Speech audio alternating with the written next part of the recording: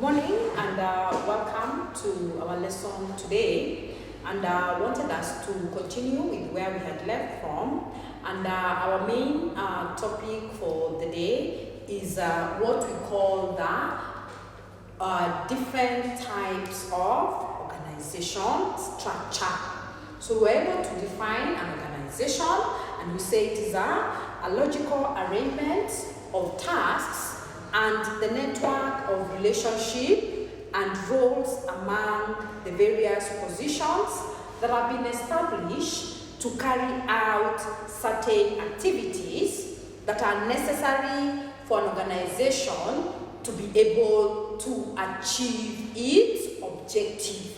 So what are some of the ways under which this organization work is what we are calling the types of the organization structure.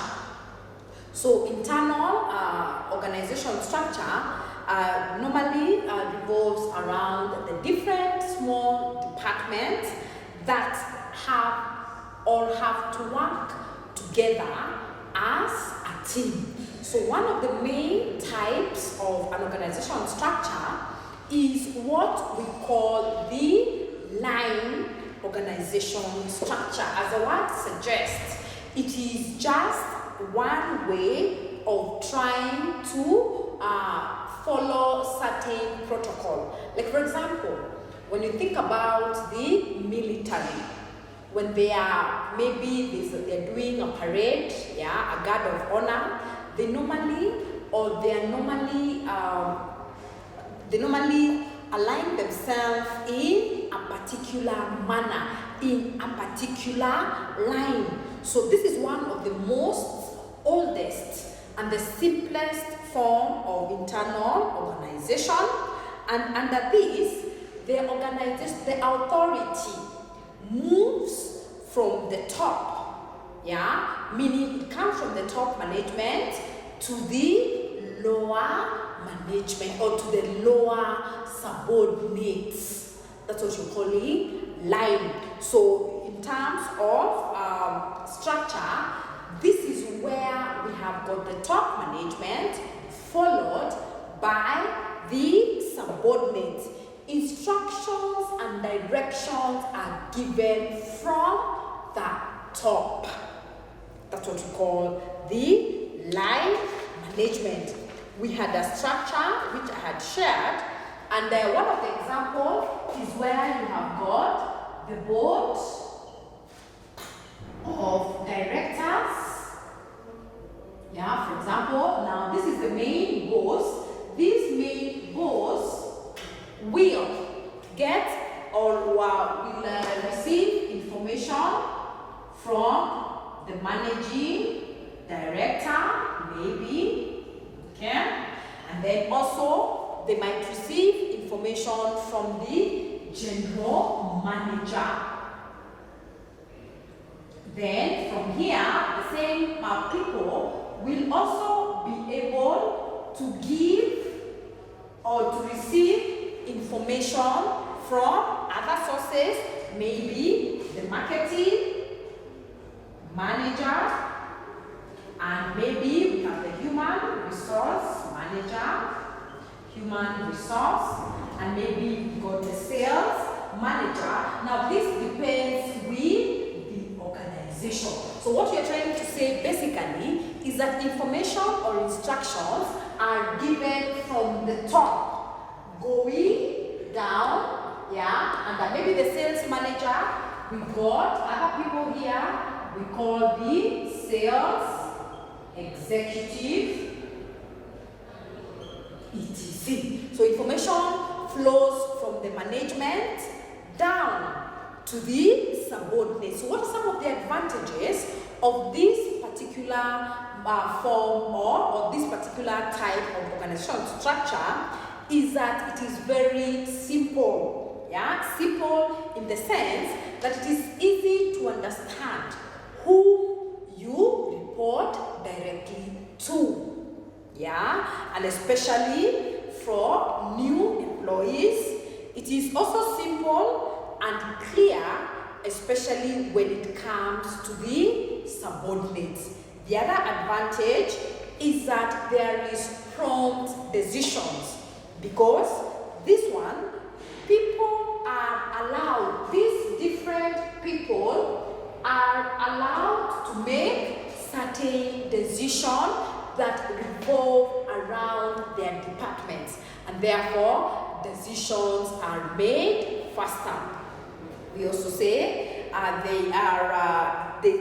other advantage is discipline. It brings discipline to the organization due to the unity of command, delegation of authority, and direct accountability. People can be held accountable for the different duties and tasks that have been assigned to them. Also, we say it is quick communication, which is also very efficient and flexible, and employees' morale. Yeah, it also boosts the employees' morale because issues that affect the employees are resolved promptly. Okay, so that's one of the advantages of that type of organization structure. However, it's got its own limits. What are some of the disadvantages of this particular line organization structure? Is that there is heavy burden on executive. Why is it a heavy burden on the executive? It is because they have to have so many duties and responsibilities. Yeah, because they're not just allowed to sit.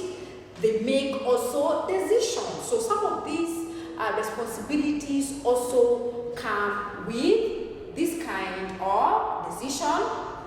Also, there is too much dependence on the executive. This is what we mean. Unless the board of directors decide, the managing director and the general manager might not do much. Yeah, so there's a lot of over-reliance on the executive for them to make or to give certain direction. Also, we say sometimes we could have delays in communication where you find yourself as a result of relying on the executive to make certain decisions. Sometimes this can affect some work, and therefore perhaps the production of that organization is not able to be achieved. And therefore this means that also the overall objectives of this particular organization are not met. Then we go to a different type that we call the functional. Now functional, this was designed by somebody called F.W. Taylor, and this particular method is that it is meant to overload, yeah, or where you're meant to give very minimal responsibility to a subordinate, but this is now based on the different functions that they perform. Okay, so this one, the management is divided according to the specialization. For example, you could have maybe if it's a factory. If you're talking about a factory, this factory has got different sections or different departments, and these departments perform specific functions or they perform specific duties. So this particular person whom we are calling the foreman here we are referring to the subordinate, somebody who is performing certain specific duties. Like for example, in a factory, you'd find where a scenario where maybe there's somebody who does a particular task. Yeah, maybe in a factory where we have somebody where they make furniture, there's somebody who has been assigned a particular responsibility of maybe trying to shape the wood or trying to sandpaper, yeah, or trying to bring in the bolts and the screws together. So this person is the person we are calling the foreman. Now, under the functional organizational structure, people in that organization are given certain duties, and the same duties is what determines how they will be paid. Okay? Yeah. So this is a situation whereby people are given duties depending with their area or specialization. Maybe this is a very good carpenter. Maybe they've specialized in a particular area. They are given those particular tasks. Now this one also has got a different level. We've got the foreman at the planning level. This is a subordinate who is involved in the planning, and what they do, they will be able to look at the time and the cost. He's more concerned with how much time will be required to complete a particular task. We'll talk about the foreman at the planning level. This is to be able to identify how much time is needed to perform a particular task.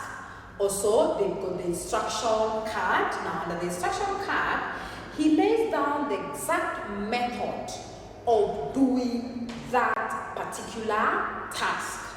Also, we've got the route clerk. Now, the route clerk will lay down the exact routes through which each of every piece of work should move to or should move through. For example, the different stages. For example, before we come up with the furniture, this furniture has to go through certain processes or certain stages before it becomes a final product. Therefore, the routine clerk should be able to identify, if you are making a furniture, these are the different stages that this product will go through before it becomes the final product.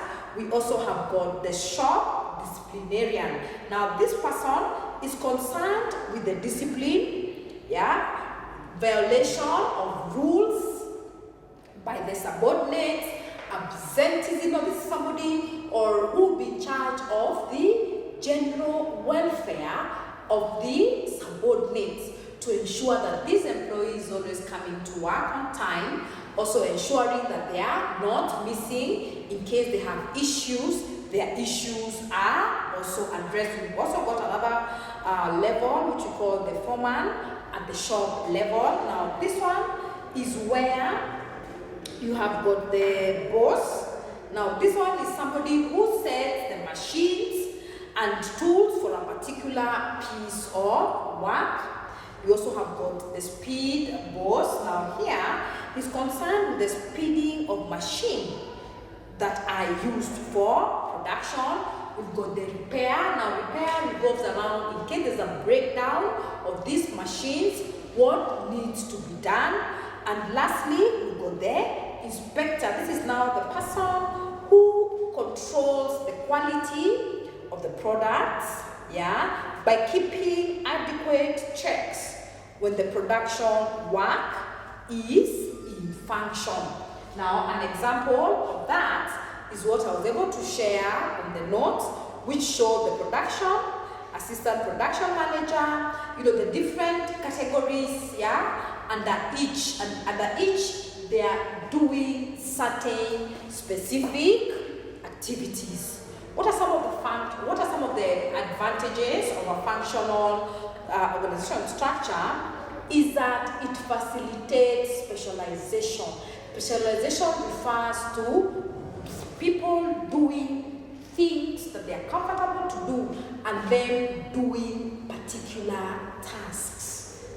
When you specialize, for example, if you say you're an accountant, you specialize as an accountant. Perhaps you get to become an accountant and you get to become a certified public accountant. If If you're a customer care, you specialize in that particular area. So this functional organization structure promotes the employees or the subordinates to be specialized where they are able to perform particular duties to their best. Also, it facilitates effective coordination in terms of the different personnel. Yeah? If work has to move from this level to this level, there's a systematic way under which this is done. Also, it ensures effective supervision where the supervisor or where these people, because of their specialization, they concentrate on specific functions, area, and therefore they keep effective supervision to the subordinates. Okay? So those are some of the advantages, and the disadvantages is that sometimes it could be very difficult to fix certain responsibility. Yeah, because if we say somebody is specialized, meaning they can only do specific tasks, so it might be difficult for you to assign other duties to this person. Also, it is expensive because there are more people who are working in this organization are specialized, meaning these are people who have got certain skills. Therefore, you have to pay them according to their skills, and therefore it becomes a cost factor. Then we got another one that we call the line and staff organization. Now, line and staff organization, this is where the executive and the staff, now the staff you're referring to as the specialized, are combined together. Yeah, both the executive and the specialist are combined together, and the line executive and the staff are referred to as the executive. So we had a drawing on the same where we got the chief CEO or the chief executive officer who reports or who works with the economist or the legal advisor. Yeah, and they also have got other skills like a marketing manager, a production manager. So this is where both the executive and the staff are working together. So what are some of the characteristics of this method? Is that there is a planning and execution. This is where the administration, of how things are done in that organization. There is dual planning, as in you are able to plan and to be able to execute certain function. We also say combining both line and staff means that you're able to entrust these staff to perform those specialized duties. Also, we say that there's also the role of authority, and that this will mean that the managers have authorities to take certain decisions as they are concerned with the actual production. So they can make decisions because they know or they are able to face the consequences that come with those kind of decisions.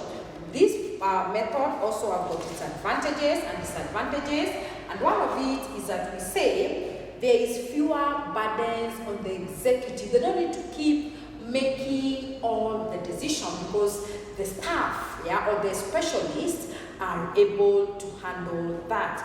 We also say that we have got services of expertise that is made available from the staff, and therefore they are able to make sound decisions that will definitely impact positively to the organization.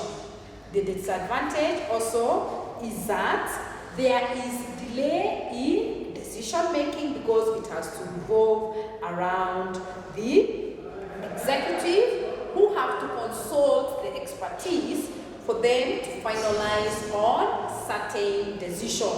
Also, we say there could be conflict between the line and the staff, Yeah, and this is as a result of disagreeing on certain issues. Also, we say it is expensive, and therefore an organization will require a lot of capital to be able to run it. We also mentioned about the conflict between line and staff managers. Some of the areas where we find where we have conflict, and one of it we say is the stealing show, where the managers perhaps would want to outshow, or they want to look like they are better than the specialized staff. Also, it lacks practical knowledge because most of the information is normally based on work, and therefore sometimes there could be delays in achieving certain objectives. So lastly, I wanted us to talk about the organization structure, which I shared the notes, and this is just one way of trying to pass information. So talk about an organization structure, we are referring to a way under which the different departments in an organization are linked together, or they are interrelated.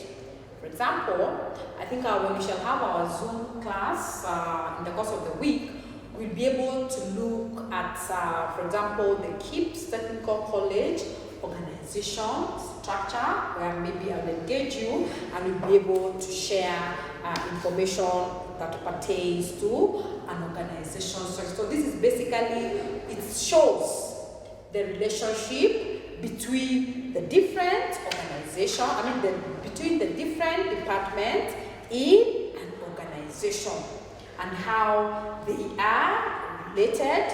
So we say some features of this chart is that it represents the formal organization structure.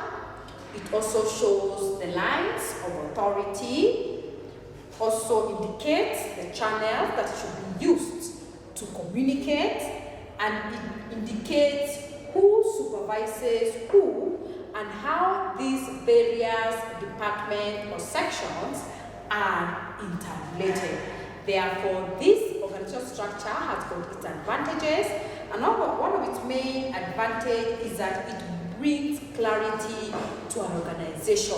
You are able to identify what exactly or how that organization is run.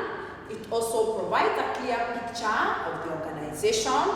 It also facilitates the training of employees and ensures that the organizational changes that are taking place are achieved, and the changes that have been perhaps been recommended are also resolved. It also gives a clear understanding of how this organization is run. So one of the main disadvantages is that sometimes some details are not provided. Remember, it is a chart. Therefore, not all information is captured, and that can be a missing link, which might make it impossible for somebody to understand that organization fully. Also, it also requires a lot of updates. It may not be in a scenario where you have to keep updating this information as the organization expands. Also, it lacks flexibility in terms of sometimes this chart might not be expanded even as the organization is growing. Also, it creates rank consciousness. This is now where you know, oh, this is your boss, this is my boss, this is what is expected of me, and therefore there is that aspect of superiority that might not be very good, especially to the subordinate. So we've got different types of these charts, and one of it is what we call the vertical chart, and this is one of the most popular charts that we have. We also have got the horizontal chart. This is the one that shows the structure in form of a pyramid, this form of a pyramid. Then we've got the circular chart, Yeah, this is where it shows that the level. Yeah, so this information comes from the center point, and it's diverted to the different section, and of course we've got the departmental chart which revolves around a particular department and give the relationship between these people who work in this department. So we've got the line or the direct structure, and that I was able to share the information. We also had got the functional charts.